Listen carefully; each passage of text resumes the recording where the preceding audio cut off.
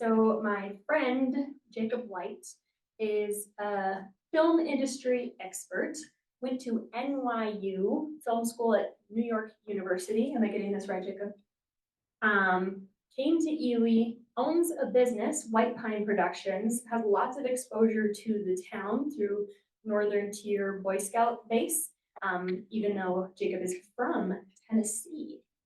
We are so lucky to have him in our community as an entrepreneur and someone who is very oriented towards service, because Jacob is the person who founded the Ely Film Festival, and that work was a massive undertaking. So Jacob, in the founding of the festival, secured the initial grant funds to make it possible, and then proceeded to work 1 million hours to make it happen. And so it was under Jacob's, leadership that those of us who were on the organizing team last year kind of walked blindly into the dark, having never been to a film festival. And he really, he led us well. He was a great steward in that experience. And we're so excited that he is still in this director role so that we can keep having this amazing event. So we are here to learn from Jacob about the film festival, for which he is the captain. Please join me in welcoming Jacob to the podium.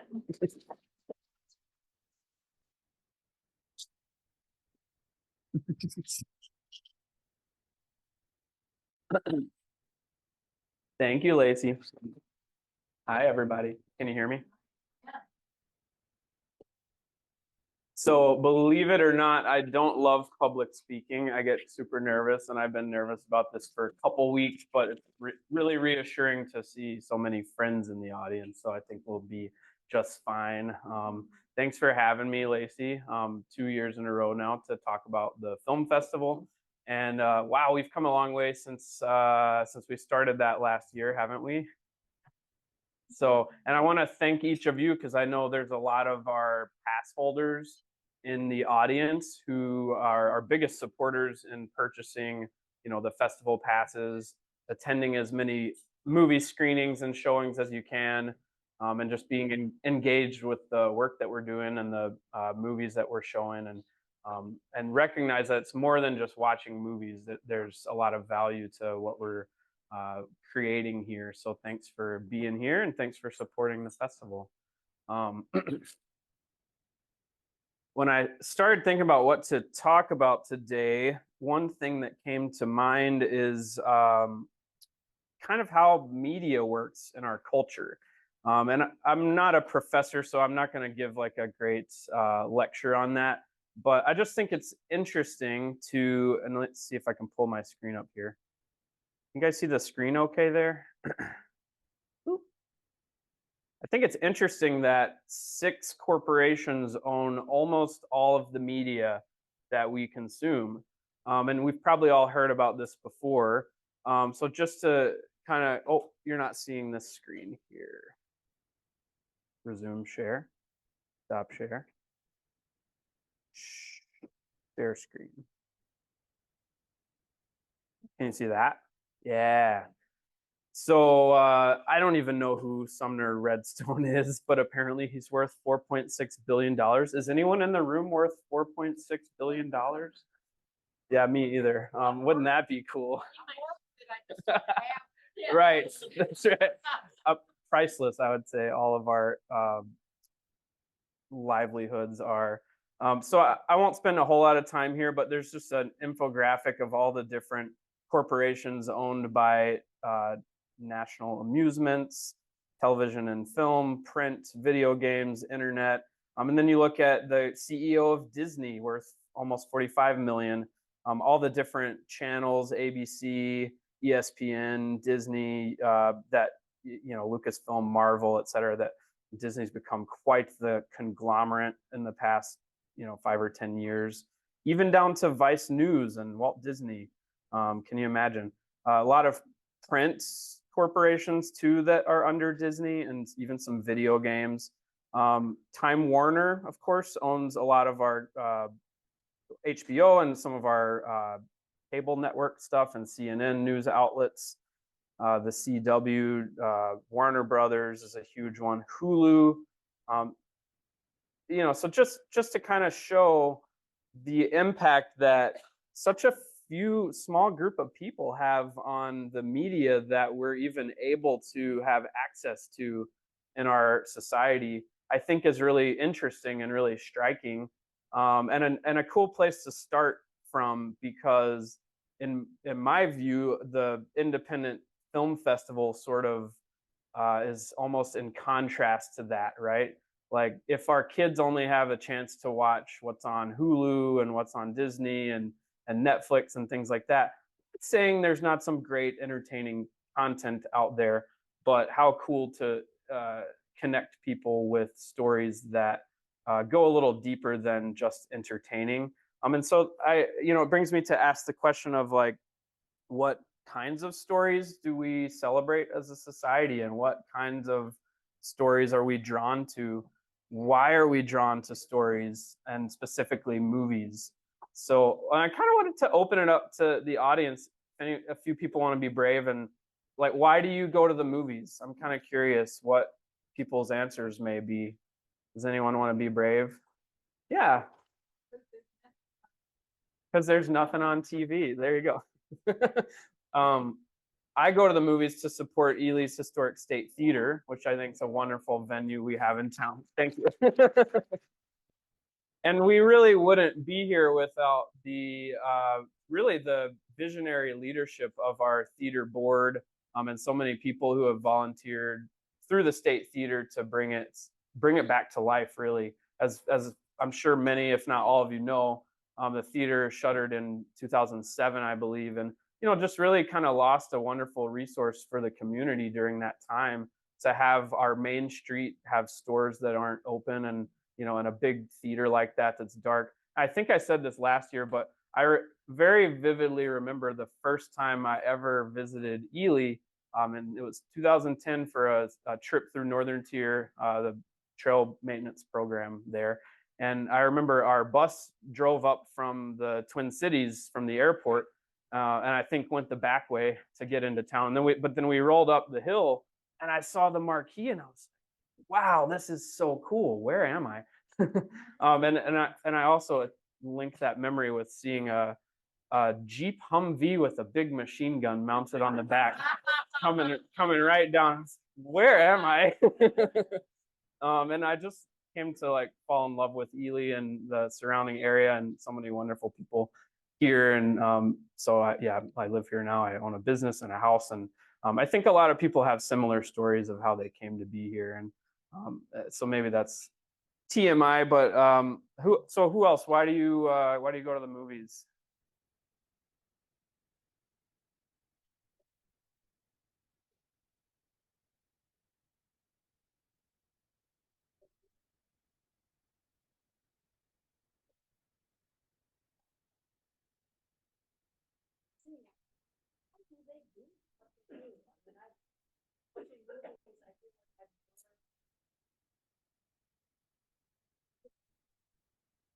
Yeah, so Kansi goes to see how other people tell stories in the creative ways that they use the tools at their disposal to tell a story visually. I know you're a visual artist and a storyteller with children's books, so it's interesting to see the different mediums and how stories work. Anyone else feel like sharing? Lacey? Like if Yeah. all my friends are talking about a movie, then I want to see the movie so I can be a part of the conversation they're having about it. Heck yeah. Yeah, I think that's so important, especially with COVID and how, movie theaters struggled during that time, especially our theater, which, if you don't know, we opened in 2020. We were slated to open in March, I think, and then COVID sort of slowed that down a lot. So we've come a long way in 4 years to build a small business here that can be sustained. And now we don't have to distance in the same ways. We're not kind of on lockdown measures. Great. I'll stop it there. I know everyone has great reasons for why they go to the movies, but I think that point of gathering as a community and sharing stories is sort of what is really attractive to me about it. And let me look at my notes here for a second.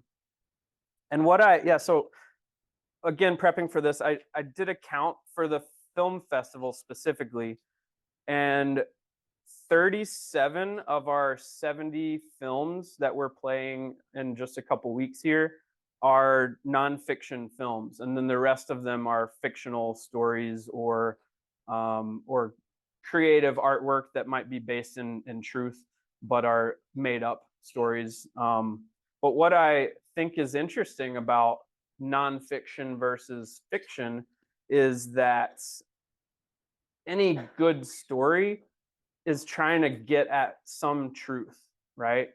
And it may not be that my truth is the same as Elton's truth. In fact, I bet they're a little different, you know. It may be that my experience is different than Jan's over here. You know, everyone's got, I'm just having fun. So everyone's got a different truth, right? Every story is getting at a different truth. But whether it's fiction or nonfiction, like if it's a good story, it's probably telling the truth about some event or experience or something that we can gain from that. And so, you know, I'm kind of here to advocate for the value of independent media, and especially in a small town, empowering our community to tell our own stories, right? And not be defined by the stories other people may put on us. So there's a lot that could be unpacked there. And, I want to keep having those conversations. Sometimes it's easier one-on-one to do some of that work, but just something I think about is like, it's definitely not these guys that own all of the conglomerate media organizations that are telling us some of the most important truths that we need to hear.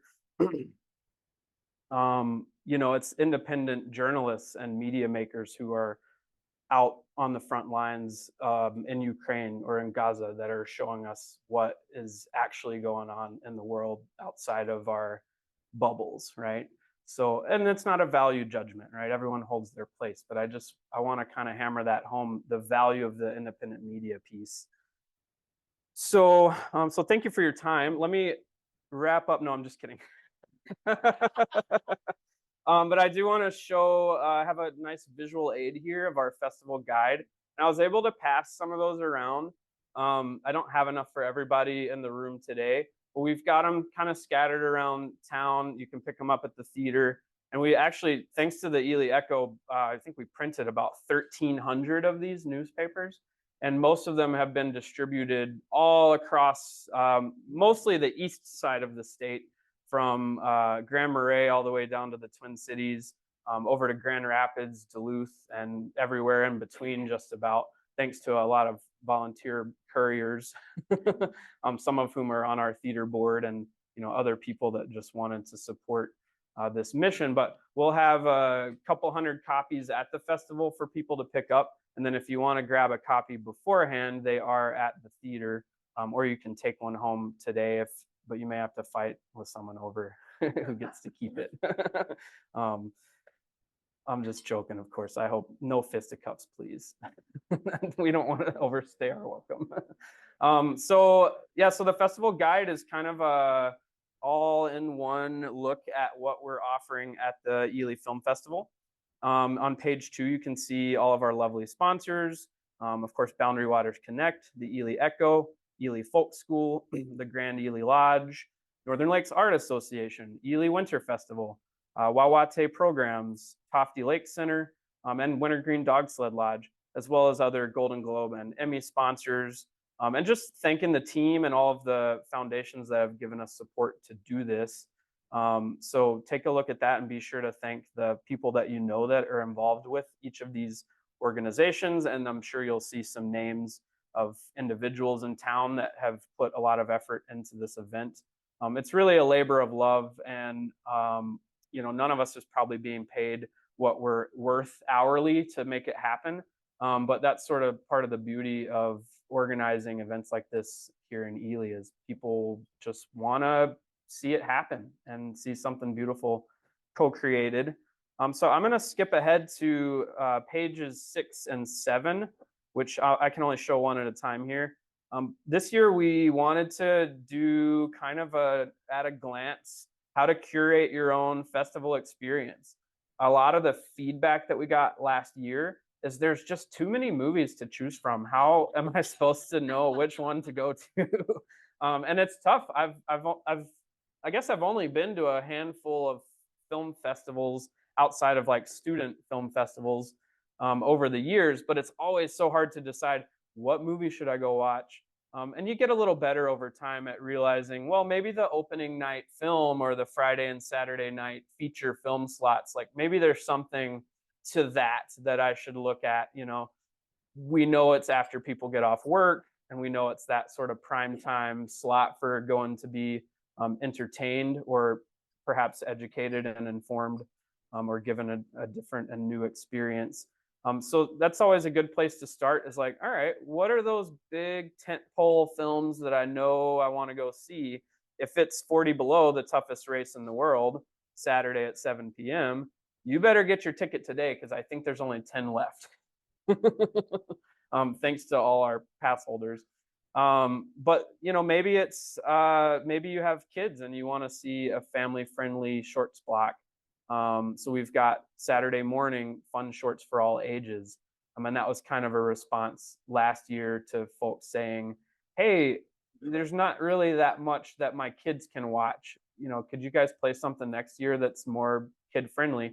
And that's one of the events I'm most excited about. We've got some special guests that will be in attendance. And that's all I can say for now. Yeah. Ooh, ah. So, I think a lot of these films are a good example of that idea of how independent media can really do something different than what we see on, sorry, Netflix. What we see on Netflix or Hulu, right? For example, where else do we as a community have an opportunity to watch a story about an Alaskan Native youth who successfully harpooned his first whale, which, come to find out, his tribe, his community are dependent on capturing those whales every year. They can get up to 2, and that feeds the whole community. Well, the film One with the Whale actually follows the story of this youth and his family, his peers, and his aunts and uncles that he's with, and parents, as they kind of navigate some backlash that happened when, and this is all publicly available, sort of set up for the film, so I'm not spoiling it. But basically, some folks got on the internet and really tore apart this youth and demonized him and villainized him for killing a whale. Of course, we don't want to kill off all of our whales, but I don't think those people understood the nuance of the tradition of what this means to this community and how important it is for their sustenance every year. So that's an interesting, and I love documentaries, so I'm always going to be talking about documentaries, but that's an interesting story that, where else would you watch it but a film festival, right? It's not like those aren't the films that the big media conglomerates are investing millions and millions of dollars in, right? So it's just, I think, kind of an interesting part of our mission is to try to find those stories that get at the truth and also show narratives that we aren't introduced to as regularly as and don't get me wrong, I love Star Wars. I love watching the colonial powers blast each other and fight with lightsabers. But it's important to balance that, I think, with real stories that we wouldn't have access to otherwise. So another film I want to hype up that, and some of these films, like I mentioned earlier, sort of weaving around here, we've sold out like 5 screenings already. And most of those are in our smaller Greenstone cinema, which only has 50 seats. And then, of course, 40 Below is like, I think, this close to selling out in the State Theater. And it's, as you all know, if you're pass holders, it's impossible to watch every film at the festival. For one, because we have always two playing at the same time on each of our screens. And then also, you need to take a break to eat and go for a walk, take care of your dog, and unless you're sneaking snacks into the theater, which shame on you, you should go get some lunch. Maybe even here at the Grand Ely Lodge. So it's like impossible to see every film. Maybe you've already signed up for all the movies that you know you want to see, and it's hard to justify squeezing in one more. But I would love if people could help us to hype up. There's about 5 movies that I really want to see more attendance numbers, and the number, we're 3 weeks out yet, and this is definitely not a pre-order kind of town, right? But everyone's jumped on it. So some films are, looking like they're going to be really well attended. Others, like Finding Herbert and the Fun Shorts for All Ages, don't have those numbers there quite yet. A Winter Love is another one. And this one's a narrative drama, but a wonderful story about a Navajo woman who comes back to Minnesota and falls in love with a younger Ojibwe man, and the kind of struggles that they navigate together and forming this new relationship, and then what she goes through to kind of find herself again. And it's a beautiful love story. We actually have like a couple rom-coms that we're doing this year, which we didn't have last year. So anyways, short of me rambling, I'm going to move on to the next thing I was going to say. Also look out for Kid Candidate. I think especially if anyone here is particularly interested in civic engagement and running for office, or supporting young people getting more involved in their communities. It's a story from Texas, but I think one that we can all relate to, about a young man. I think he was like 25 or 6, Hayden Pedigo, who ran for office in Amarillo, Texas, and sort of went up against the establishment. It was really interesting to see what happened there. And he's a musician and brings music into the film, and it's kind of it's pretty cool the way they made that film. It's a very interesting documentary that it's sort of, he was using media for his campaign, and you can really see the creative ways that this documentary production captured that through the process. I won't spoil what happens in the end, but it's a cool one to watch too. So I'll talk a little bit about the process for how we picked the movies. I think we did this last year, but maybe everyone doesn't remember or wasn't here. Can you see my screen there? Yeah. So we use a platform called Film Freeway, which is pretty common for film festivals all across the world, really. Even Sundance has a Film Freeway, although I think Sundance is probably older than Film Freeway. Has anyone ever been to Sundance? Oh, that's amazing. A couple people. Anyone else? I'm pivoting here. Has anyone been to any other festivals outside of the Ely Film Festival? Yeah, a handful. Sweet. Come find me after. I'm curious to hear more about what experiences you've had and things like that. Because I am, like I've mentioned, relatively new to visiting festivals, and it gets expensive sometimes to travel across the country and book hotel rooms and buy the pass or whatever level that you want to experience. But they've really have become a big deal for independent filmmakers to get their films out into the world. And the chances, especially at something like Sundance, of seeing a film that, of someone seeing your film who has enough weight and power to maybe throw some money around and get you a distribution deal, or get you into those AMC Lowe's theaters, or even smaller runs like independent theaters around the country. So that's sort of the strategy a lot of independent films take, is we're going to enter our film into strategic festivals where we know there's an appetite for the type of story we're telling, and we may be able to meet people there who can help support distributing our project and giving it a life beyond where, if you make a film and it just sits in the can, no one's going to see it. We want to give that film a life, but also maybe meet someone to fund my next project, right? And I saw, I'm friends with a lot of filmmakers. It's really fun, especially if you are a filmmaker, because you can share about your work and what you're doing, what you're cooking up, and then relate about the challenges of being independent as a filmmaker and things like that. One of my friends shared just last night on Facebook something about oh geez, I lost my train of thought. She shared, what was that?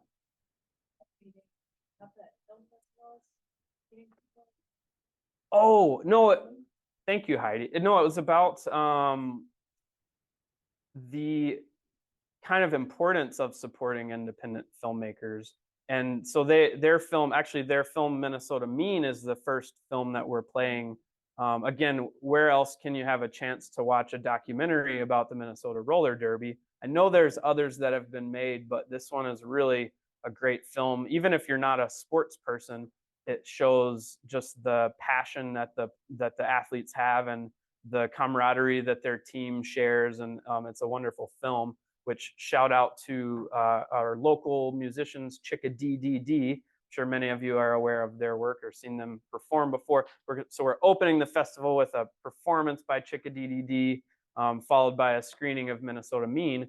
And Don Mickelson, who directed Minnesota Mean, they filmed that in 2017, and it just came out last year. So, and I remember in film school having a professor who was like trying to hammer home for all of us students, if you want to make a documentary feature film, you're probably going to have to get married to that project, essentially. And it was sort of a joke, though, and he framed it better than I did. But it really is a long game. You know, you can't finish a feature-length film without consistent support and funding to put all of that effort in, especially if you're sort of, I don't want to say blindly, but if you're following a story that you don't know how it's going to resolve, that's a big challenge, especially for nonfiction and documentary film. To how do I sustain myself so that I can be available when I get a call to show up at this important event in this character's life and this subject's life, or to show up at this gathering or this sporting event or whatever it may be, with my camera equipment and some lighting and people to record audio and someone to coordinate, you know, other things that need to happen. Maybe it's a small crew of 2 or 3, or maybe we need 10 people. You know, how do I fund that and be available to pursue that for so many years? And then once you get it in the can, of course, we don't film like that anymore. But we still use that phrase. Once you get it in the can or on your hard drive, what do you do with it then, right? So anywho, so Don was just kind of sharing something about their film Minnesota Mean, which is playing in other festivals and other screenings around the state and around the region and even around the country. You know, advocating for the need to support independent filmmakers so that they can tell those stories that are outside of the mainstream and so valuable for us to learn from. So I forget how that thought came in, but I think it's kind of cool to hammer home. It's consistent with me. I'm a spacey guy, but let's see. And also Dawn is a co-director for Finding Her Beat, which is playing on Friday night in the State Theater. And that's about a group of women taiko drummers who come together from all across the world to put on a historical performance. And if anyone is not aware, which I was not, I'm guessing most people are like, what's taiko? Taiko. Taiko drumming is a traditionally Japanese performance that traditionally only men were allowed to do.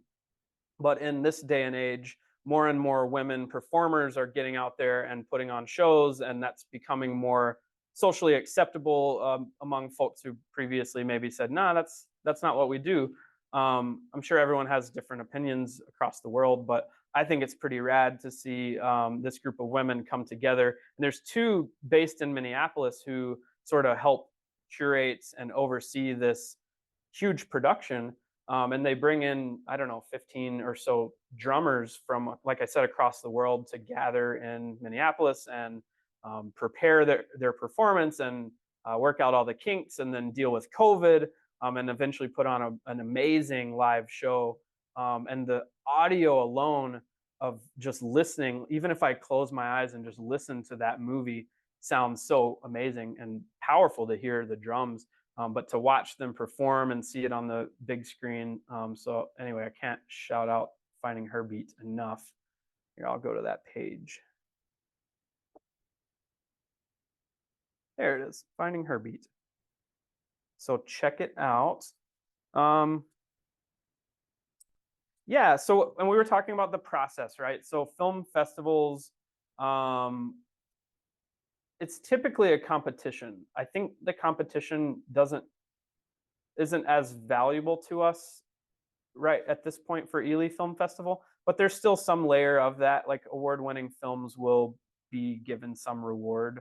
And bragging rights is a big part of that, again, and sort of helping support the independent artists, filmmakers, and continuing to grow their careers and get access to support to make future projects. You know, showing that you've played at a lot of film festivals, the more prestigious, the better. You know, and if you have won awards at different film festivals or done special events like maybe live music in conjunction with your screening and that sort of thing.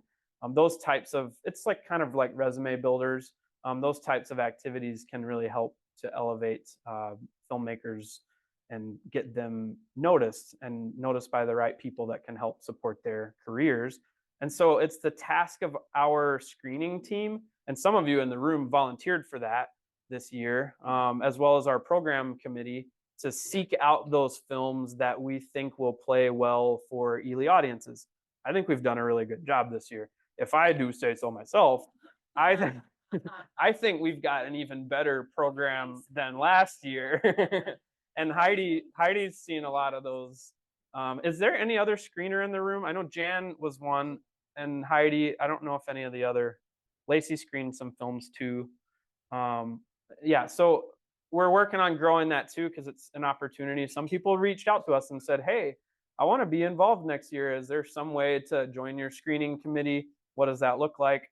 And so what it looks like is creating an account on this Film Freeway, and we invite filmmakers to submit their films through this platform. And it kind of looks like this for us, where you can scroll down and see the name of the film, the length, the director, what category they submitted to, as well as an overview of other judges' ratings. So if Heidi gave it a thumbs down, I can click on that and see her comments and why she thought it was a thumbs down. You know, maybe it's, well, the craft is really well done and it's a polished film, but it's not a story that I think anyone will care about because it's set in whatever. It's about Portuguese tile. Who's going to go to that? Right. Thank you. Sidewalks. Oh. And for some people like Lacey, that may be a very fascinating topic. In fact, I would watch that film. That's why. Yep, that's right. Yeah. Was there a movie about Portuguese sidewalks? I didn't watch it either. I loved it. It was actually very slow moving. Oh yeah, that's right. I remember that one. So I don't have time to watch all 100 hours, but I did watch about 55 hours of the film submissions. I know Jan, who's like our lead programmer, one of our lead screeners, watched about 55 hours of movies, maybe more. Heidi, I'm not sure how many, 25 or 30. James Scarborough, who's our projectionist and theater staff, who kind of joined the program committee this year, he watched about 45 hours. And then I want to shout out Sean Chosa, who I'm sure many of you know him or know his artwork. He also watched about 55 hours. So among those 4 or 5 people watched most of the films collectively. And then we had a screening committee of, I don't know, another dozen or so people who maybe watched between 10 and 20 hours. And that helps us a lot. Like if a couple people watch a film and can say, you know, here are the reasons why we don't think this is a very good one, then I don't have to spend as much time considering it. If there's really bad audio and really bad, you know, visuals or something like that, or if it's like violence towards women, that's kind of like, what's the value there? Maybe that's not what we need to show in our community. So it's a complicated process. Gotta get this. Yeah, exactly. Yeah. Yeah, and the cream really rises to the top. And thank you for jumping in, Heidi, because it's helping me to just be more conversational. But yeah, certain films, it's very obvious that we have to play this movie. And Finding Her Beat is one of those. And then Amka, the opening night, not quite a feature, but a really long short about Lonnie Dupree, and Will Steger shows up in it too. So kind of keeping with last year's tradition, the relationship that the Inuit have with the Greenland sled dogs, and that what humans can learn from that relationship with dogs is clearly something that people in this town can relate to, right? So that was like a no-brainer. How could we not show that? And then so many Indigenous films is such a big part of our program, and trying to learn from those stories, whether nonfiction or, in our shorts blocks, we have a good slate of fictional narrative films made by people of all ages, young and old. And I know we're sold out for those 2 screening blocks, unfortunately, and that's because we are inviting students from the area to attend those screenings. So we've blocked some tickets off for the students, and rest assured, some people were, if we don't get a chance to watch the film during the festival, will you add a screening? So I can answer that question while I'm thinking about it. Is we will not add screenings during February, but we're having conversations with the theater staff and board and the festival team about adding some screenings maybe in March or April, especially those films that sold out so quickly, because I know a lot of you would be interested to see Relentless, about the invasion of the sea lampreys in Lake Superior. Again, kind of a no-brainer, right? A lot of people are interested in learning in this community, and especially science-related things. Relentless is a great film that kind of checks all those boxes.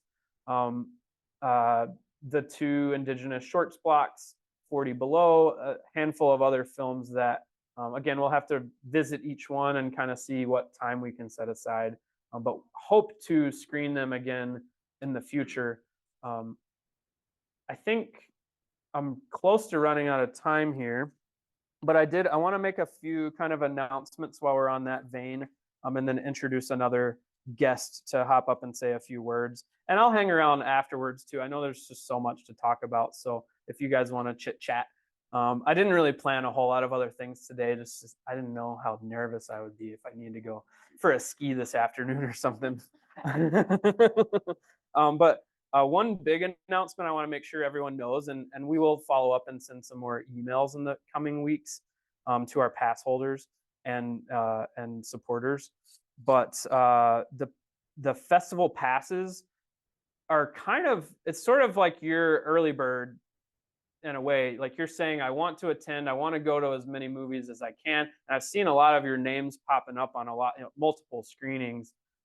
So what we're learning in this process of creating the film festival is the importance to give our pass holders a chance to book those tickets ahead of the general public, so you can get in and see some of those films that you want to see. So as we move forward, technically we're using our computer system in a way it's not really designed to be used. And when we started this last year, Peter Schomburg was very clear as the theater manager in saying, hey, you're not using it the way it's supposed to be, so it may bring up some challenges. And I'm sure many of you have noticed like kind of the clunkiness of signing in and getting your tickets and so on. So next year, we're probably going to switch it up again and figure out an easier way to have a pass and get those free tickets. But the value of having the pass is like you're the first people to know when the tickets go on sale, the chance to go in and reserve those tickets. And then, your support allows us to have all the wonderful things that we do have. We have 30 filmmakers in attendance, plus, some of them will bring people with them. We're doing Q&As after most of the films. We have a lounge space that's going to be decorated and lit and have music and have fun things going on, in between the screenings. So you're kind of the first to know about all of that. And also, we couldn't really do it without your support. The sales, and one of the pages in this actually shows a breakdown of our finances last year. And I think maybe we'll print that, I don't know if you're going to run an article on that or something. We talked about running it in the papers, and but that information, we want to be transparent and publicly available. Where did the money come from? Where did it go? And I'm really proud that a lot of the money we actually spent on hiring local people to work on this event and hiring services from local businesses who supported the festival. And of course, some costs went to artists from elsewhere, and some costs went to supplies and subscriptions and other things that don't really directly support Ely. But I think that's pretty cool that we were able to do that last year and this year. So thank you to the pass holders for like helping make it possible for us to continue doing that important work. So the announcement is the pass sale is going to end on January 31st. So if you know anyone that really wants to get a pass, make sure that they know to grab that pass, sign up before the end of the month. And that's because we need some time in between the start of the festival and the end of the month to prepare the pass holders what they need to attend the festival. So this year we're going to have a plastic sliding card for every pass holder, kind of like a gift card with a barcode on it. When you show up to the theater as a pass holder, all you have to do is swipe that card, and it's going to bring your name up and show all of the movies that you have signed up for the day. And so what we did last year is you can then have your tickets printed out for the coming day. Don't lose your tickets. You know, we'll also have the badges. You guys remember the like sleeves and the lanyards. Put your tickets in that little plastic sleeve so you don't lose them. Because basically, once we check you in and one of the theater staff checks you in and says, here's your tickets for the day, we can't reprint those, so don't lose them. And then we'll take those when you enter the theater, so we have an accurate count of how many people actually attended and that sort of thing. So we need a few extra days to just sort of get that system in place. And then you may be wondering, well, where and when do I pick up the pass, and where do I get that card that you're talking about, Jacob? So the theater will be open on Wednesday and Thursday before the festival starts. So Wednesday the 7th and Thursday the 8th from 12 noon to 4 p.m. We'll have volunteers and festival staff on site. So if you're a pass holder, make a plan to get there early Wednesday or Thursday to pick up your lanyard, pick up your card so you can swipe in each day and pick up those tickets. And that just, once you have the tickets for the day, then you can kind of bypass that ticket line and just skip right to the concession line. So we're hoping that will alleviate some of our traffic flow issues that we saw last year and get people through the lines faster. And if you can't make it Wednesday or Thursday, we'll have that table open in the lounge. It's the merch table where we're selling t-shirts and stickers and posters and postcards and things. That'll be open from 12 to 8 p.m. on Thursday through Saturday. So if you can't be there Thursday and Friday, but you still want to come get your pass Saturday, at noon, you can. But we encourage pass holders especially to show up Wednesday or Thursday, grab the pass, ask questions, buy a t-shirt, please. That really helps support our programs and stuff.